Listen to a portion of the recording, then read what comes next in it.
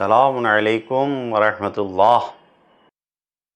قدم بقدم تفسیر میں استقبال ہے سورہ بقرہ کی 160 نمبر آیت 160۔ بسم الله الرحمن الرحيم إلا الذين تابوا وأصلحوا وبينوا فأولئك أتوب عليهم وأنا التواب الرحيم۔ علاوہ ان لوگوں کے جو توبہ کر لیں اور اپنے کیے کی اصلاح کر لیں اور جس کو چھپایا ہے اسے واضح کر دیں تو ہم ان کی توبہ قبول کر لیتے ہیں کہ ہم بہترین توبہ قبول کرنے والے اور مہربان ہیں۔ گزشتہ آیت سے جڑی ہوئی یہ آیت ہے جہاں چھپانے کے گناہ کو، کتمان کرنے کے گناہ کو بیان کیا گیا ہے۔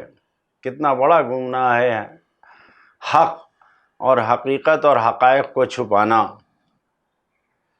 اس آیت میں یہ کہ کتمان کا گناہ جو تم انجام دے رہے ہو، چھپا رہے ہو، اللہ کی آیتوں کو چھپا رہے ہو، یہ چھپانے کا گناہ یہ بھی تمام دوسرے گناہوں کی طرح ہے کہ ہم توبہ کرنے والے کے ذریعے، جو توبہ کرنے والے ہیں توبہ کرتے ہیں تو ہم توبہ کے ذریعے انہیں بخش دیتے ہیں۔ جیسے دوسرے گناہ کو بخش دیتے ہیں ویسے ہی اس گناہ کو بھی ہم بخش دیتے ہیں، یہ بخشے جانے کے قابل ہے۔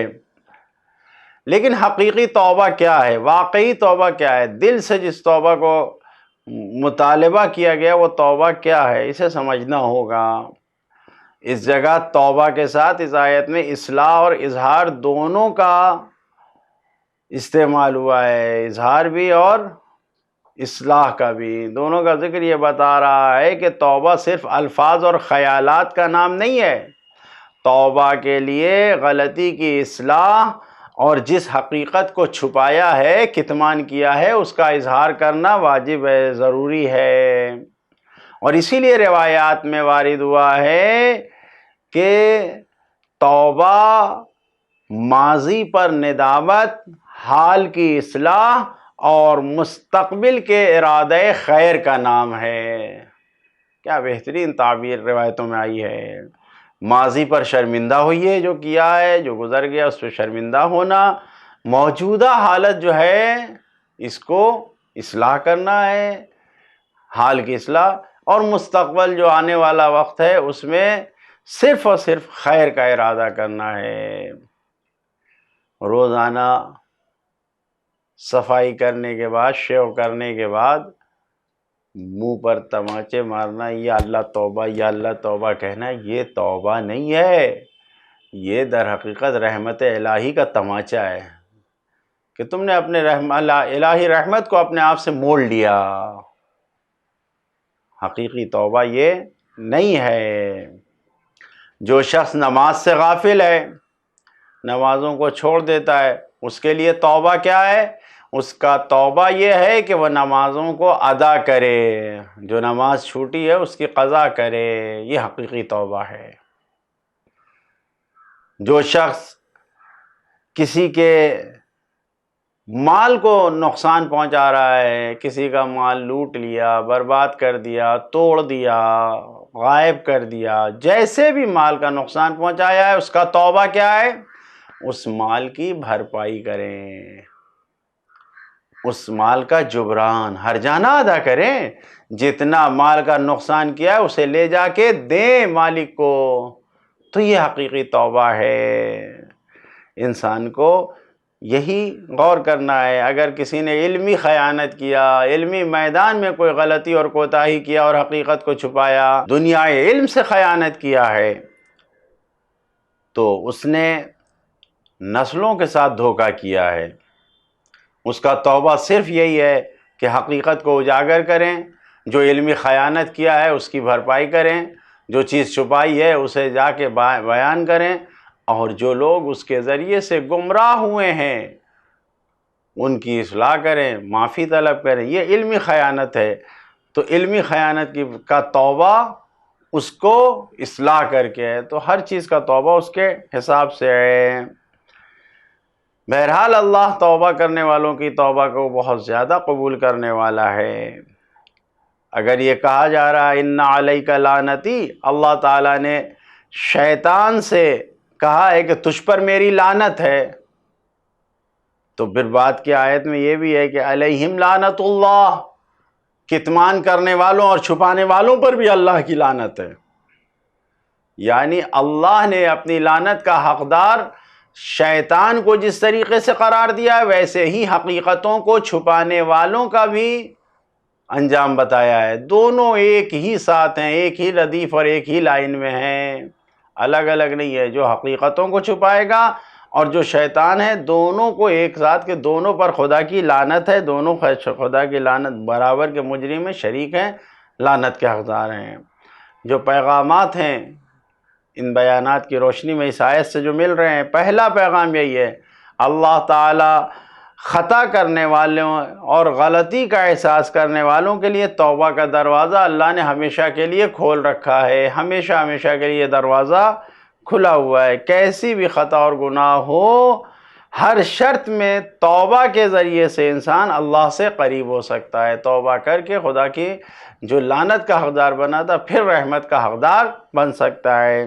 دوسرا پیغام، دینی حقیقت کو چھپانا بہت بڑا فساد ہے، بہت بڑا فساد ہے حقیقت کو چھپانا جو دین کی حقیقت ہے، کیونکہ توبہ کرنے والوں کو اصلاح کرنے اور جبران بھرپائی کرنے کا حکم دیا گیا ہے۔ یعنی اگر دینی حقیقت کو چھپایا تو بغیر توبہ کے چھٹکارا نہیں ہے۔ تیسرا پیغام، ہر گناہ کا توبہ اس گناہ کے حساب سے ہے، جیسا گناہ ہوگا ویسا ہی توبہ کرنا ہوگا۔ کتمان کرنے کا، جو چیزیں چھپائی حقیقت کو، اس کا توبہ کیا ہے کہ اس کو نشر کریں، اس کو عام کریں، دوبارہ جیسا حق ہے اس کو بیان کیا جائے۔ چوتھا پیغام، جب ڈرایا گیا، دھمکایا گیا تو اس مقام پر کتمان کرنے والوں پر اللہ کی لعنت شامل حال ہو گئی ان کے۔ خدا نے یہی تو کہا جو چھپانے والے ہیں اس پر اللہ کی لعنت ہے۔ اسی طرح جب توبہ قبول کرنے کے لیے اور مہربانی کا مقام آیا تو اس مقام پر خدا نے کہا انا تواب رحیم، ایسے الفاظ استعمال کیے ہیں خداوند عالم نے کہ یہ اعلان کر رہے ہیں خود کہ میں بہت بڑا قبول کرنے والا ہوں، میں بہت بڑا توبہ کا قبول کرنے والا ہوں، میں بہت بڑا مہربان اور رحم کرنے والا ہوں۔ یعنی دونوں طرف سے خداوند عالم میں بہت زیادہ بڑی عظمت پائی جاتی ہے۔ اگر اس کی لعنت بہت وسیع ہے انسان کے اعمال بدکاریوں کی وجہ سے، تو اس کی رحمت بھی بہت وسیع ہے انسان کے نیک رفتار اور نیک اعمال کی وجہ سے۔ پانچواں پیغام، کسی بھی معاشرے اور سماج کی ترقی اور اسے سنوارنے کے لیے گناہگاروں کو اگر ڈرانا اور دھمکانا ضروری ہے تو نیک کام کرنے والوں کو، اچھا کام کرنے والوں کو خوشخبری اور بشارت دینا اور شوق دلانا بھی ضروری ہے۔ اس روش کے ساتھ، اس طریقے کے ساتھ کہ دونوں طرف کو برابر سے لے کے چلنا ہے، تبھی معاشرہ اور سماج سنور سکتا ہے، بن سکتا ہے۔ چھٹا پیغام، اللہ تعالیٰ کے لطف کا پلٹنا۔ سچے توبہ کرنے والے کے لیے، حقیقی توبہ کرنے والے کے لیے ایک بہترین یہ انعام ہے کہ خداوند عالم نے اس کو ہمیشہ ہمیشہ کے لیے، کہ جو حقیقت میں توبہ کرتا ہے یقینی طور پر ہمیشہ ہمیشہ کے لیے اس کے لیے دروازہ کھل جاتا ہے، وہ پلٹ کر آ سکتا ہے، ساری مہربانیاں، ساری محبتیں خداوند عالم اس کے شامل حال کر دیتا ہے۔ وہ خود کہہ رہا ہے نا انا التواب الرحیم، بہت بڑا توبہ قبول کرنے والا۔ ہماری زندگی کے لیے عملی پیغام یہی ہے کہ اگر زندگی میں کوئی گناہ، نافرمانی ہو جائے تو کسی بھی قدم پر مایوس نہیں ہونا چاہیے، بلکہ سچے دل سے توبہ کر کے ناراضگی کو دور کرنا چاہیے، خدا کی ناراضگی سے اپنے آپ کو بچانا چاہیے، سچے دل سے توبہ کر کے ہر قدم پر توبہ کا ساتھ اپنے پاس رکھیں۔